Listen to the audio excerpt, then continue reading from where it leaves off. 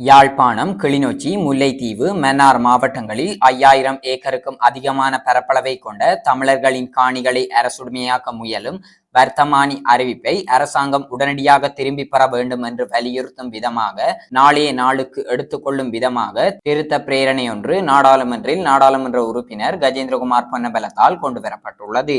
நாடாளுமன்ற செயலாளர் நாயகத்திடம் கையளிக்கப்பட்ட கடிதத்தில் தெரிவிக்கப்பட்டுள்ளதாவது: 28/3/2025 தேதியிடப்பட்ட 2430 எண் கொண்ட வர்த்தமானி அறிவிப்பின் மூலம் யாழ்ப்பாணம், முல்லைத்தீவு, கிளிநொச்சி மற்றும் மன்னார் மாவட்டங்களுக்கான 5000 ஏக்கருக்கும் அதிகமான பரப்பளவை கொண்ட 7 அறிவிப்புகள் வெளியிடப்பட்டுள்ளன.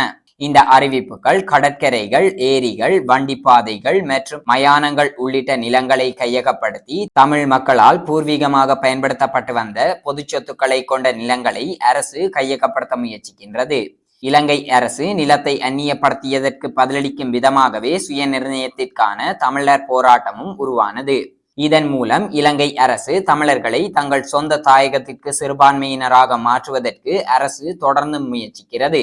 வடக்கு கிழக்கில் உள்ள நிலத்தின் மீது தங்கள் தன்னாட்சி கட்டுப்பாட்டை கொண்டிருக்க வேண்டும் என்று தமிழர்கள் தொடர்ந்து வலியுறுத்தி வருகின்றனர்.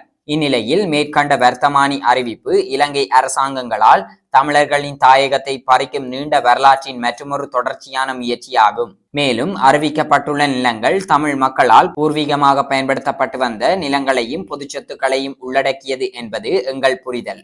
சுனாமி அனர்த்தத்தின் போது தொடர் இடம்பெயர்வுகளாலும் ஆவணங்கள் இழக்கப்பட்டுள்ள நிலையில் காணி உரிமையாளர்கள் அவற்றை நிறுவுவதில் சிரமப்படுகிறார்கள். இந்த அரசாங்கம் 2024 ஜனாதிபதி தேர்தலின் போதும் 2025 பொது தேர்தலின் போதும் தனது தேர்தல் அறிக்கைகளில் தேசிய இனப்பிரச்சினைக்கு அரசியலமைப்பு ரீதியான தீர்வை உண்மையிலேயே ஆராய்வதாக அரசாங்கம் உறுதியளித்தது. தேசிய இனப்பிரச்சினைக்கான தீர்வு விடயத்துள் நிலத்தை யார் கட்டுப்படுத்துகிறார்கள் என்ற கேள்விக்கு தீர்வை வழங்குவதும் உள்ளடங்கும். இருப்பினும் அரசின் இந்த வர்த்தமானி அறிவிப்பு அரசு நிலத்தை கட்டுப்படுத்துவது தொடர்பாக முந்தைய அரசாங்கங்களின் கருத்துக்களில் இருந்து வேறுபட்டதல்ல என்பதை தெளிவுபடுத்துகிறது.